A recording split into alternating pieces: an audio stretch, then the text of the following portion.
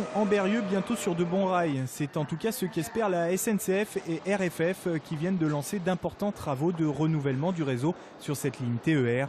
Une ligne régulièrement pointée du doigt pour ses nombreux retards, même si la tendance était depuis quelques mois à l'amélioration.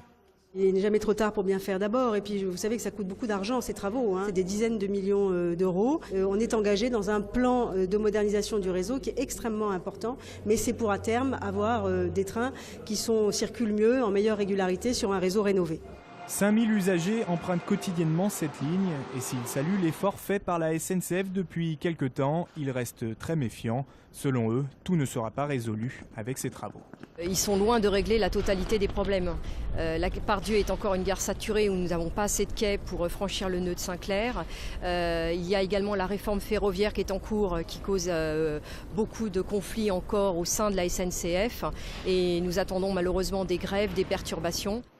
Ces travaux vont s'étaler jusqu'en septembre et vont se dérouler principalement de nuit. Mais même en journée, les trains mettront 3 à 7 minutes de plus pour faire un trajet identique. SMS, site internet, affichage, la SNCF promet de faire de gros efforts sur la communication. L'objectif est d'impacter au minimum les voyageurs.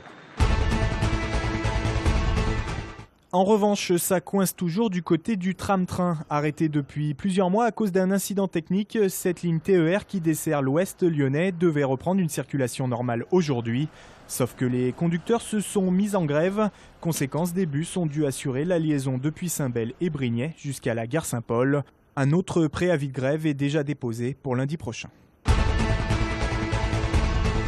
La rumeur courait depuis plusieurs mois, mais cette fois c'est officiel. On connaît depuis aujourd'hui le nom du futur propriétaire de la Taurine City. Il s'agit de la Caisse d'épargne Rhône-Alpes, la banque qui partagera ses locaux avec la SNCF.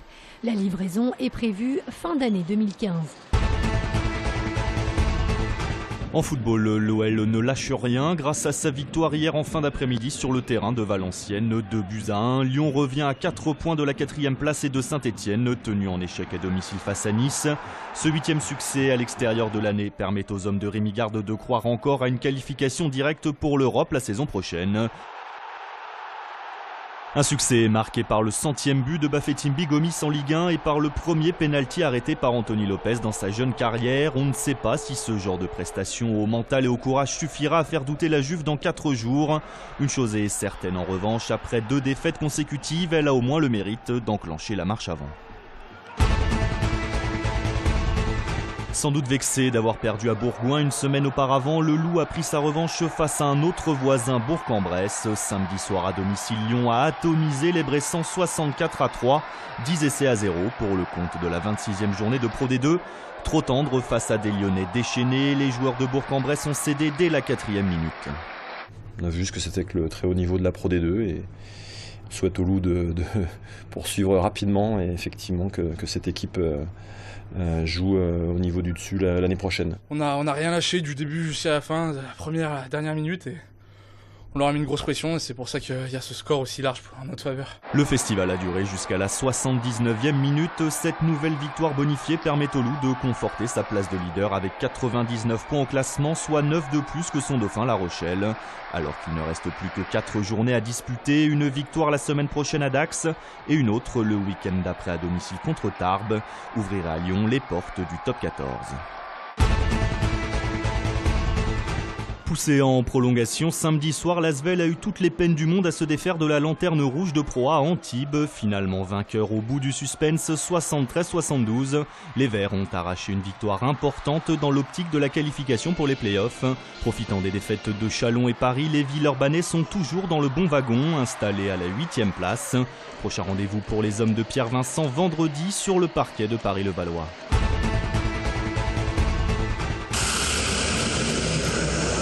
Pas d'incendie de forêt à l'horizon, mais un véritable baptême du feu pour ces 2 Canadaires. Ce matin, au port d'Ampuy, ces avions bombardiers ont effectué pour la première fois des essais d'écopage sur le Rhône. Un test qui permettra de faire de cette zone un point de ravitaillement qui manquait au service de secours du département. Ravitaillait soit au sud de Mâcon, en Saône-et-Loire, soit dans le secteur de Andance, dans la Drôme. Ce qui fait que les délais de rotation sur le feu pour larguer l'eau étaient un petit peu plus importants.